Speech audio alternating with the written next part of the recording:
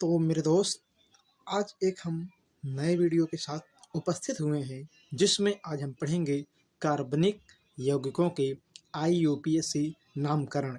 और एक बात ध्यान दीजिएगा, जिस बच्चे को कुछ भी नहीं आता है अगर इस वीडियो को ध्यान से देखेगा तो वह बच्चा भी सीख लेगा कि कार्बनिक यौगिक का नामकरण कैसे करते हैं। तो आइए मेरे दोस्त, वीडियो की शुरुआत करते हैं।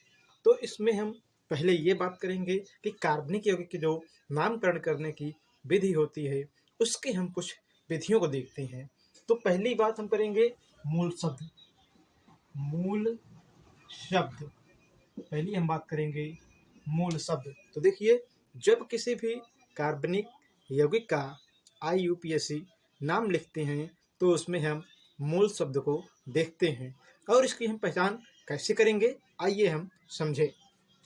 तो यहाँ पे मूल शब्द, अब देखिए कार्बन और उसका नाम, मतलब ये है कि कार्बन की संख्या क्या है उसके अनुसार इसका नाम देंगे। अगर कार्बन 1 है तो मेथ कहेंगे, मेथ कहेंगे। 2 है तो एथ कहेंगे, एथ कहेंगे। और 3 है तो प्रोप कहेंगे, प्रोप कहेंगे। और 4 है तो ब्यूट कहेंगे, ब्यूट कहेंगे। 5 है पेंट कहेंगे, पेंट। और 6 है तो हेक्स कहेंगे, हेक्स कहेंगे। इस प्रकार हम कार्बन की संख्या को देखते हुए कार्बनिक यौगिक के नामकरण में पहले स्टेप को कंप्लीट करेंगे। और भी देखिए, भी 7 है तो इसे हम हेप्ट, हेप्ट कहते हैं। और अगर यहाँ पे कार्बन की संख्या 8 है तो आक्ट कहते हैं। और 9 है तो यहाँ पे नॉन कहेंगे।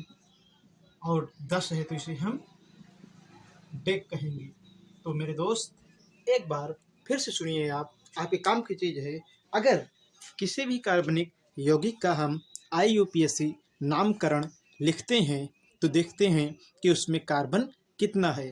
अगर 1 कार्बन है तो मेथ कहेंगे, 2 है तो एथ कहेंगे, 3 है तो प्रोप कहेंगे, 4 है तो ब्यूट कहेंगे, 5 है तो पेंट कहेंगे, 6 है तो हेक्स कहेंगे, 7 है तो हेप्ट कहेंगे, 8 है तो आक्ट कहेंगे।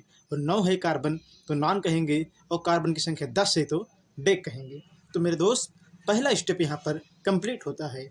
आइए हम देखते हैं दूसरा स्टेप क्या है। दूसरा स्टेप है आपका प्रतिस्थापी समूह। क्या है?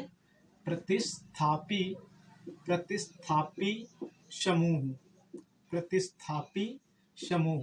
प्रश्न उठता है कि प्रतिस्थापी समूह क्या होता है। आइए हम समझते हैं। यहाँ पर प्रतिस्थापी समूह जो है वो है आपका क्लोरो, मतलब Cl, इसे हम लिखते हैं क्लोरो। उसी प्रकार ब्रोमो, ब्रोमो, ये है आपका प्रतिस्थापी समूह। फिर आएगा आपका आयोडो, आयोडो। और उसी क्रम में आता है सुयन, मतलब साइनो, सायनो। फिर आएगा आपका इसी क्रम में Br, तो हो गया आपका फ्लोरो आएगा। क्या आएगा? फ्लोरो, फ्लोरो। फिर आएगा आपका नाइट्रो, NO2, नाइट्रो, नाइट्रो। तो इसे हम कहेंगे, ये क्या है? ये है प्रतिस्थापी समूह। तो इनका भी हमें खास ध्यान देना पड़ता है। फिर से ध्यान से देखिएगा। आप कहोगे, जब हम किसी भी कार्बनिक यौगिक का IUPAC नाम लिखते हैं तो उसमें हमें पहले क्या ध्यान देना पड़ता है? मूल शब्द, अर्थात कार्बन परमाणु की संख्या क्या है।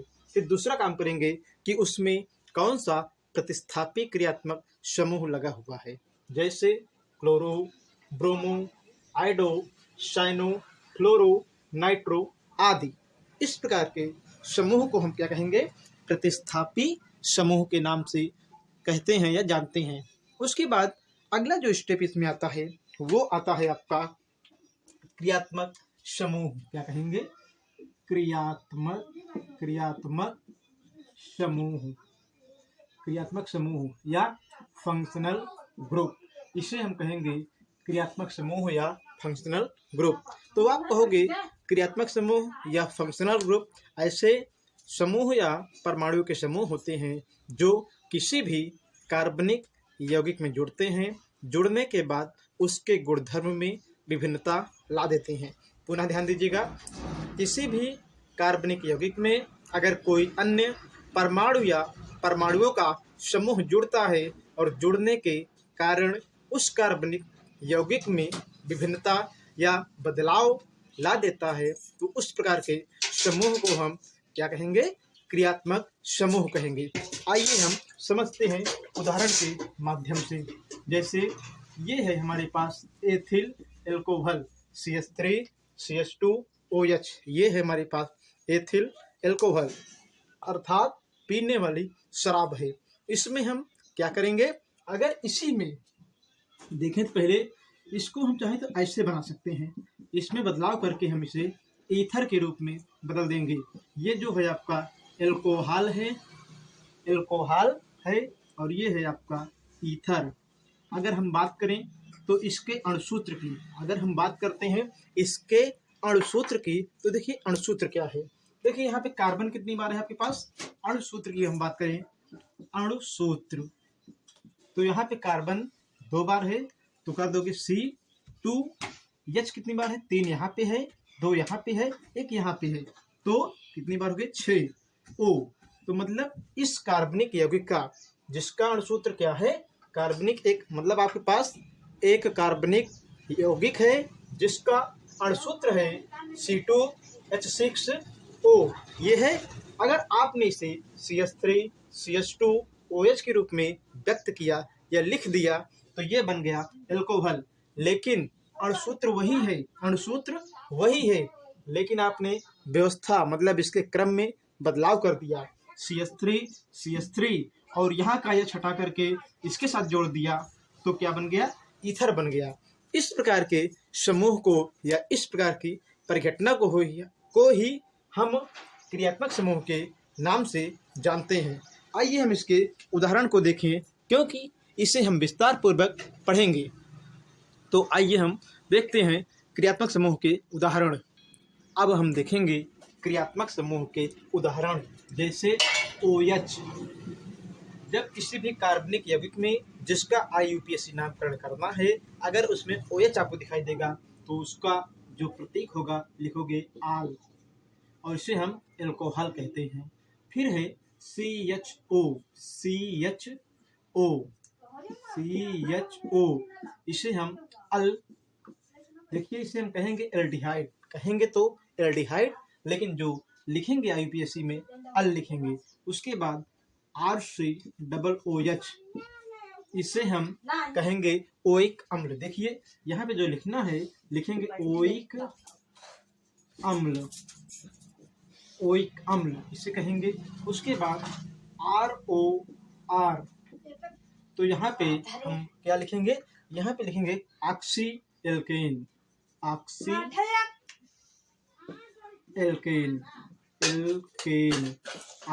एल्केन लिखेंगे यहाँ पर। तो हमने देखा इस प्रकार के और भी क्रियात्मक समूह को भी हम देखेंगे। जैसे यहाँ पे आ गया RCOR, इसे हम कहेंगे यहाँ पे ये हमारे पास जो है कीटोन है, अंत में ओन को जोड़ेंगे।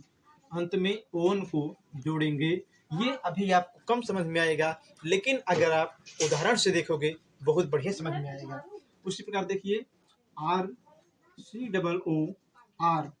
इसे हम कहेंगे OH, क्या है? OH मतलब इसके लास्ट में हम OH शब्द का प्रयोग करेंगे। फिर है RNH2, इसे हम एमीन कहेंगे, एमीन। और यहाँ पे है RCONH2, इसे हम एमाइड कहेंगे, एमाइड। उसी प्रकार RNO2, इसे हम नाइट्रो कहेंगे। तो आइए हम सब के बारे में एक बार विस्तार पूर्वक जान लेते हैं। आप कहोगे जो लिखा गया है OH, उसका मतलब है वो ग्रुप है, मतलब क्रियात्मक समूह है एल्कोहल का। और जब IUPAC के या जिस कार्बनिक यौगिक में OH रहता है उसके नाम के अंत में आल का प्रयोग करते हैं। उसी प्रकार CHO है एल्डिहाइड, इसको जब लिखते हैं तो लास्ट में अल लिखते हैं। फिर RCOOH, इसको जब लिखते हैं तो ओइक अम्ल के रूप में लिखते हैं। OR इसे हम ईथर कहते हैं, लेकिन जब IUPAC नामकरण करते हैं तो ऑक्सी एल्केन के रूप में लिखते हैं। उसी प्रकार RCOR इसे हम ओन अर्थात इसका जो नाम है वो है कीटोन, लेकिन IUPAC में ओन लिखते हैं। फिर आप कहोगे जैसे यहाँ पे है आपके पास OAT अर्थात RCOOR, तो नाम जब लिखोगे यौगिक का तो OAT कर दोगे, लेकिन ग्रुप इसका है एस्टर का ग्रुप है। RNH2 इसे एमीन कहते हैं, एमीन लिखते भी हैं। RCONH2 इसे हम एमाइड के नाम से जानते हैं। RNO2 इसे हम नाइट्रो के नाम से जानते हैं। तो हमने देखा क्रियात्मक समूहों के उदाहरण को। आइए हम आगे देखते हैं कि IUPAC नामकरण में आगे क्या प्रयोग किया जाता है, आगे क्या नियम है। देखिए, हम बात करेंगे अगले स्टेप में आएगा अनुलग्नक। अनुलग्नक आपके दो प्रकार के होते हैं। पहला है प्राथमिक अनुलग्नक, दूसरा है द्वितीयक अनुलग्नक। अनुलग्नक का मतलब ये है कि जैसे आप किसी भी कार्बनिक यौगिक का नाम लिखते हो तो अंत में ये लगते हैं, जैसे आपने हिंदी में प्रत्यय और उपसर्ग को पढ़ा होगा। तो देखिए यहाँ पर अगर कार्बन कार्बन के बीच में एक बंध है तो एन शब्द का प्रयोग करेंगे। कार्बन कार्बन के बीच में दो बंध है तो इन शब्द का प्रयोग करेंगे। कार्बन कार्बन के बीच में तीन बंध है तो इसे हम आयन शब्द का प्रयोग करेंगे। उसके बाद अगर मान लीजिए किसी कार्बनिक यौगिक में से द्विबंध दो बार है तो क्या करोगे, तब कहोगे आप डाई इन शब्द का प्रयोग करेंगे। अभी हम इसे उदाहरण के द्वारा समझा देंगे। फिर आता है किसी भी कार्बनिक यौगिक में आपके पास मान लो ऐसे लिखा हुआ है और ये त्रिबंध दो बार लगा हुआ है तो क्या करोगे, डाई लगाओगे। डाई फिर आइन का प्रयोग करोगे, क्योंकि जो द्विबंध होता है उसके लिए इन का प्रयोग करते हैं, तो इन के लिए आइन का प्रयोग करते हैं, लेकिन जब दो बार रह गया तो आप डाई शब्द का प्रयोग करोगे। तो द्वितीयक अनुलग्नक में हम इसी के ऊपर चर्चा करेंगे। तो देखिए, जो आपका द्वितीयक अनुलग्नक है उसमें है अगर एक बार रह गया कोई प्रतिस्थापी समूह अथवा आपका प्राथमिक अनुलग्नक तो उसके लिए हम मोनो, एक बार रहेगा तो मोनो कहेंगे या मोनो शब्द का प्रयोग करेंगे। दो बार रहेगा तो डाई शब्द का प्रयोग करेंगे, डाई। तीन बार है तो ट्राई शब्द का प्रयोग करेंगे। चार बार है तो टेट्रा शब्द का प्रयोग करेंगे। पांच है तो पेंटा और छह है तो हेक्सा। सात है तो हेप्टा। आठ है तो आक्टा। नौ है तो नोना और 10 है तो डेक्टा शब्द का प्रयोग करेंगे। तो हमने देखा अनुलग्नक के बारे में, प्राथमिक अनुलग्नक और द्वितीयक अनुलग्नक। आइए हम कुछ यौगिकों के IUPAC नाम को सीखते हैं, फिर हम आगे बढ़ेंगे। देखिए दोस्तों, आपके सामने कुछ कार्बनिक यौगिक लिखे गए हैं जिनके IUPAC नाम को हमें बताना है। देखिए, आपको हमने अभी नियम के बारे में ज़्यादा नहीं उलझाया और डायरेक्ट आपको उदाहरण पे आए हैं, क्योंकि उदाहरण पे लाए हैं इससे आपको आसानी से समझ में आएगा, और नियम भी बताएंगे अगले वीडियो में, क्योंकि उदाहरण जब बताएंगे तो आपको आसानी से समझ में और बढ़िया समझ में आएगा। तो देखिए, हम पहले कार्बनिक यौगिक का नामकरण करते हैं। तो नामकरण करने में जो पहला स्टेप होता है उसमें हमको ये देखना होता है कि कार्बन की सबसे बड़ी श्रृंखला का चुनाव करना होता है। तो कार्बनिक यौगिक का IUPAC नामकरण करते समय हमें सबसे पहला काम ये करना होता है कि दिए गए कार्बनिक यौगिक में कार्बन की सबसे बड़ी या सबसे लंबी श्रृंखला का चुनाव करना पड़ता है। तो हम ऐसे कार्बन की श्रृंखला का चुनाव कर लेंगे, ऐसे कार्बन की श्रृंखला का क्या करेंगे, चुनाव कर लेंगे। तो हमें ये मालूम हुआ कि कार्बन कितनी बार है, यहाँ पर कार्बन 1, 2 और 3 बार है। अब देखिए, यहाँ पर अंकन करेंगे तो अंकन 1, 2, 3, मतलब ये हमने अंकन भी कर लिया। अब इसका नाम हमें लिखना है। बस केवल 2 काम बचे थे। लेकिन एक बात ध्यान दीजिएगा, कार्बन को हमने देखा कि यहाँ पे 3 बार है और सबसे लंबी श्रृंखला का हमने चुनाव कर लिया, 2 काम कंप्लीट कर लिए। अब देखिए कोई प्रतिस्थापित समूह है कि नहीं। ध्यान देना दोस्त, ये CH3 और ये CH3 प्रतिस्थापी समूह होते हैं, जिसे हम एल्किल क्रियात्मक समूह के नाम से भी जानते हैं। तो इसका जब नाम लिखोगे तो देखिए दूसरे कार्बन पे, ये आपके सामने जो लिखा गया है 2 दूसरा कार्बन है, तो देखिए एक बार मिथिल यहाँ लगा हुआ है, एक बार यहाँ लगा हुआ है। तो नाम लिखोगे तो कहोगे 2 मिथिल कई बार है आपका 2 बार। एक बार फिर समझिएगा, ये जो कार्बन है आपका उससे एक बार CH3 ऊपर लगा हुआ है और एक CH3 नीचे लगा हुआ है, लेकिन है 2 ही, मतलब दूसरे ही कार्बन पर है, इसलिए हमने लिखा 2 डाई मेथिल। डाई मतलब एक बार और एक 2 बार। फिर क्या है, CH3 मतलब मेथिल है, मेथिल है। और कितने कार्बन, 1 2 3। तो श्रृंखला में हमें कार्बन की संख्या 3 मिली, अर्थात इसे हम कहेंगे प्रोपेन। प्रोपेन। तो पुनः एक बार आप लोग देखिए कि नामकरण कैसे किया गया। आप कहोगे सबसे पहले लंबी श्रृंखला का चुनाव करेंगे। दूसरा काम ये होगा कि श्रृंखला में जो कार्बन को हमने चयन किया है उसका अंकन करेंगे। तो पहला कार्बन, दूसरा कार्बन, तीसरा कार्बन। आपके मन में समस्या होगी कि अंकन हम यहाँ से भी कर सकते हैं, तो आप कर सकते हो, लेकिन इसमें कोई परिवर्तन नहीं किया गया, इसलिए क्योंकि चाहे आप इधर से करोगे अथवा इधर से करोगे बात वही बनेगी। दूसरे कार्बन पर प्रतिस्थापित समूह लगे हुए हैं। तो आपने देखा कि दूसरे कार्बन पर CH3 एक बार ऊपर लगा है और एक बार नीचे लगा है, इसलिए इसके लिए जो मतलब ऊपर लगा है CH3, इसके लिए 2 लिखा गया, और जो नीचे लगा है उसके लिए डैश करके 2 लिखा गया, कॉमा लगा के। फिर यहाँ पे लिखा गया कि ये CH3 2 बार है। CH3 है क्या, तो वो है मेथिल, और 2 बार है तो डाई शब्द का प्रयोग किया गया और मेथिल लिख दिया गया। तो 2 डाई मेथिल प्रोपेन, इसका नाम हमें प्राप्त हुआ। इसका मतलब ये IUPAC नाम है। हम बात करेंगे इसमें, तो सबसे पहले कार्बन की लंबी श्रृंखला का चुनाव कर लेंगे। आपको समझ में आया होगा कि नामकरण करते समय सबसे पहला स्टेप होता है कार्बन की लंबी श्रृंखला का चुनाव करना। तो हमने इसका क्या किया, लंबी श्रृंखला का चुनाव कर लिया। अब हम करेंगे अंकन, चाहे इधर से करो चाहे इधर से। तो ये तीसरा कार्बन, ये चौथा कार्बन, ये 5वां कार्बन। तो हमने देखा कि हमारे पास ये कार्बन मिल गए। संख्या कितनी मिली, 5 मिली।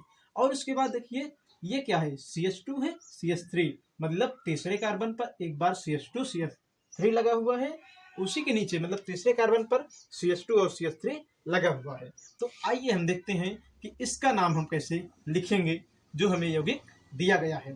तो उसका नाम जब हम लिखेंगे तो यहाँ पे देखिए तीसरा कार्बन है तो लिखेंगे 3।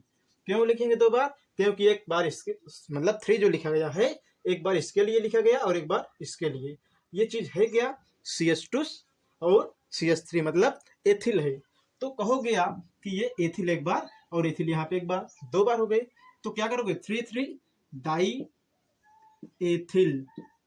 एथिल फिर कितने कार्बन, 5 हैं, तो पेंटेन कर दोगे। क्या कर दोगे, पेंटेन। पुनः ध्यान दीजिएगा, यहाँ पे आप कहोगे तीसरे कार्बन पर एथिल 2 बार है, तो एक बार ये एथिल हो गया, एक बार ये एथिल, इसलिए हमने 3 और 3 लिखा। फिर डाई मतलब 2 बार है, क्या है, एथिल है, और कार्बन कितना है, 5 है, तो आपने पेंटेन शब्द का प्रयोग कर दिया। उसी प्रकार आइए हम पहले इसका नाम लिखते हैं। तो रसायन विज्ञान की एक खास बात ध्यान देना, जैसे ये है CH4, तो ये क्या है, मेथेन है। अगर एक H को आप हटा दो, बाहर निकाल दो, तो मेथिल। देखिए ये क्या था, मेथेन था, और एक H को आपने हटा दिया तो क्या बन गया, मेथिल बन गया। तो मेथेन से एक H को हमने निकाल दिया, मेथिल बन गया। और चाहे तो इसमें हम एक H और निकाल सकते हैं, तो क्या बनेगा, मिथाइल बनेगा या मिथिलीन बनेगा, CH2। अब क्या है, मिथिलीन, मिथिलीन। पुनः ध्यान दीजिएगा, मेथेन है, इसमें से हमने एक H को बाहर निकाल दिया, तो क्या किसमें बदल गया, मेथिल में। मेथिल से हमने एक H को हटा दिया तो किसमें बदल गया, मिथिलीन में। तो अब आइए इसका हम नामकरण करते हैं। और आपको समझ में आ गया कि इतनी देर से आपको घुमा क्यों रहे थे, क्योंकि CH2 का नाम क्या पड़ गया आपका, मेथिलीन। और ये कई बार है आपका, 6 बार है। तो कहोगे आप इसका नाम जो है हेक्सा, हेक्सा को अभी लिखाए थे आपको जब द्वितीयक अनुलग्नक बता रहे थे, तो सारणी आप जब देखोगे तो लिखे होगे हेक्सा मतलब 6 बार। तो hexa methylene, methylene, hexa methylene. और tetra, tetra amine, tetra amine इसका नाम हुआ हेक्सा मिथिलीन। मतलब हेक्सा मतलब 6 बार और मिथिलीन मतलब यही CH2 लिखा गया है, 6 बार है तो हेक्सा प्रयोग कर दिया गया। यन कई बार है, यन मतलब एमीन होता है, यन है 4 बार, तो क्या हो गया टेट्रा एमीन। तो इस कार्बनिक यौगिक का जो IUPAC नाम हुआ हेक्सामेथिलीन टेट्रा एमीन हुआ। अब आइए जो बचे हुए हैं उनके भी हम IUPAC नाम ज्ञात कर लेते हैं। अब हम नामकरण फिर से करेंगे, तो इसमें हम देखेंगे जो लिखा गया है इसका नामकरण। तो इसमें हम देखेंगे कि इसका नामकरण कैसे करेंगे। तो देखिए कार्बन आपके पास 3 है, तो लिख देना प्रोपेन। क्या लिख दोगे, प्रोपेन, क्योंकि हमने देखा था कार्बन जितनी बार होगा उसमें आप मोल शब्द को जोड़ दोगे। तो प्रोपेन हो गया, फिर पहला कार्बन, दूसरा कार्बन, तीसरा कार्बन। तो पहले, दूसरे और तीसरे, मतलब 3 बार क्या है OH है, और OH को हम आल कहते हैं, लेकिन 3 बार है तो ट्राई, क्या कहेंगे ट्राई, फिर कहेंगे आल। तो फिर से सुन लीजिए इसका नाम कैसे दिया गया। पहले देखिए कार्बन 1 बार, या इसी श्रृंखला का आप चुनाव कर लीजिए। तो कार्बन कितने मिले, 1 कार्बन, 2 कार्बन, 3 कार्बन मिला आपको। और जब 3 मिला तो प्रोपेन कहोगे, फिर OH पहले कार्बन पे है, OH दूसरे कार्बन पे है और OH तीसरे कार्बन पे है। तो आपने क्या किया 1 2 3 लिख दिया। फिर कितनी बार है, 3 बार है, ट्राई कर दिया, OH मतलब आल। तो ये कई बार है, 3 बार है, तो नाम इसका हो गया प्रोपेन 1 2 3 ट्राई आल। उसी प्रकार इसका हम नाम देखते हैं, इसमें क्या होगा, तो इसमें हम कहेंगे कि कार्बन 2 बार है, इसलिए आप कहोगे एथेन। इसे हम क्या कहेंगे एथेन, एथेन। फिर 1 2 डाई आल, 1 2 डाई आल, ये नाम से हम जानेंगे। इसका मतलब ये IUPAC नाम होगा एथेन 1 2 डाई आल, IUPAC नाम है। नाम अब क्लियर दिखाई दे रहा होगा, एथेन 1 2 डाई आल। फिर हम इसकी बात करेंगे, तो इसका नाम देखिए, काफी लोग इसके लिए बहुत देर से परेशान हैं। तो इसका नाम होगा आपका, देखिए कार्बन पहले गिनेंगे हम, कार्बन की संख्या है यहाँ पे 4, तो 4 मतलब ब्यूट है, ब्यूट। अब देखिए जो द्विबंध लगा है किस पे लगा है, पहला कार्बन 1 2 3 4, तो 1 और 3 मतलब 1 3 ब्यूट लगा है, ब्यूट लगा है भाई। कार्बन क्यों यहाँ पे 4 है तो ब्यूट लिख दिया गया। लेकिन आपको एक बात बताए थे अभी कि अगर द्विबंध किसी कार्बनिक यौगिक में एक ही प्रकार का, जैसे कि द्विबंध या त्रिबंध एक से अधिक बार होगा अर्थात 2 बार होगा, तो क्या होगा ब्यूटा शब्द का हम प्रयोग कर देंगे। तो 1 3 ब्यूटा मतलब 2 बार ये बंध है, बंध को हम क्या कहते हैं इन शब्द प्रयोग करते हैं, लेकिन 2 बार इसलिए डाई इन का प्रयोग करेंगे। पुनः ध्यान दीजिएगा ये कठिन है। आप कहोगे पहले हम इसमें कार्बन का क्या करेंगे श्रृंखला चुनाव कर लेंगे, उसके बाद अंकन करेंगे। अंकन करने के बाद हम ये देखेंगे कि द्विबंध पहले कार्बन पे लगा हुआ है और तीसरे पे लगा है, तो हमने 1 लिख दिया और 3 लिख दिया। फिर उसके बाद हम कहेंगे यहाँ पर कि यहाँ पे देखिए कार्बन की संख्या 4 है, इसलिए हमने ब्यूटा शब्द का प्रयोग कर दिया। और यहाँ पे द्विबंध लगा हुआ है 2 बार, इसलिए हमने आ जोड़ दिया यहाँ पे, बाकी सामान्य में लिखते हैं ब्यूट। और उसके बाद यहाँ पे द्विबंध है इसलिए हमने डाई का प्रयोग किया और इन लिख दिया। तो इसका नाम है 1 3 ब्यूटा डाई इन। अब हम बात करेंगे इसकी, तो ये आपका क्या है देखिए यहाँ से ध्यान से, तो आप कहोगे इसमें जो लिखा गया है ये है आपका कार्बन, कार्बन पहले गिनेगा 1 2 3, और ये अगर CONH2 मिले, CONH2 क्रियात्मक समूह मिलेगा, तो इसके लिए हम एमाइड शब्द का प्रयोग करेंगे। तो नाम क्या होगा प्रोपैना, प्रोपैनामाइड, प्रोपैनामाइड इसका IUPAC नाम होगा। उसी प्रकार इसको हम देखते हैं कि इसका नाम क्या है, तो यहाँ पे हम लिखेंगे ONA। अब देखिए ये है ईथर क्रियात्मक समूह का है। ईथर क्रियात्मक समूह का मतलब है कि सोडियम यहाँ पे हो गया, और ये क्या है कार्बन कितनी बार है 2 बार है, तो इस एथॉक्साइड प्रयोग करोगे तो नाम है इसका sodium ethoxide. Ethoxide sodium ethoxide इसका यूपीएससी नाम होगा। लेकिन इसका नाम कोई पूछ ले आपसे तो क्या कहोगे? CH3OCH3। तो देखिए ये क्या है आपका ऑक्सी एल्केन है, तो ध्यान देना इतने को पहले आप एक कर लीजिएगा। तो क्या होगा? कार्बन एक है तो इसलिए मेथॉक्सी हो जाएगा, और ये कार्बन यहाँ पे एक बार है तो मेथेन, तो इसका नाम होगा मेथॉक्सी मेथेन। मेथेन बना। फिर हम इसकी बात करेंगे तो कार्बन कितनी बार है यहाँ पे देखिए, 1 2 3 4। तो और इसमें समूह कौन है? CHO, मतलब अल वाला है, अल है इसमें, तो क्या होगा? ब्यूटेनल ये हो गया आपका 1 कार्बन 2 कार्बन 3 4। और समूह कौन है? समूह का भी कार्बन इसमें जोड़ा जाता है, तो देखिए इसका नाम हो जाएगा ब्यूटेनल। बात करेंगे इसकी हम, तो इसमें क्या है देखिए, यहाँ पे CH3 है, यहाँ पे CO है, CH3 मतलब कार्बन 1 2 3 अर्थात प्रोपेनोन इस कार्बनिक यौगिक का यूपीएससी नाम होगा, क्योंकि ये कीटोन समूह का यौगिक है। उसी प्रकार अगर हम देखें इसको बदल कर इस रूप में कर दें तो देखिए क्या इसका नाम होगा, CH3 यहाँ कर लें, CH3 कर लें और यहाँ पे CH2 कर दें। अब क्या नाम होगा? अब कार्बन की संख्या यहाँ पे कितनी हो गई? 5 हो गई। नाम हो जाएगा पेंटेनॉन हो जाएगा। तो दोस्तों आज हमने देखा IUPAC नामकरण कैसे करते हैं, इसके बारे में बहुत अच्छी तरह से समझा, और मुझे आशा ही नहीं बल्कि विश्वास है कि अगर आप ये वीडियो मन से देख लोगे, आधे घंटे का समय देकर देख लोगे, तो आपको बहुत सारी चीज़ें आने लगेंगी। तो दोस्त अगले वीडियो में मिलेंगे फिर एक नए वीडियो के साथ, नए टॉपिक के साथ। तब तक के लिए जय हिंद, जय भारत।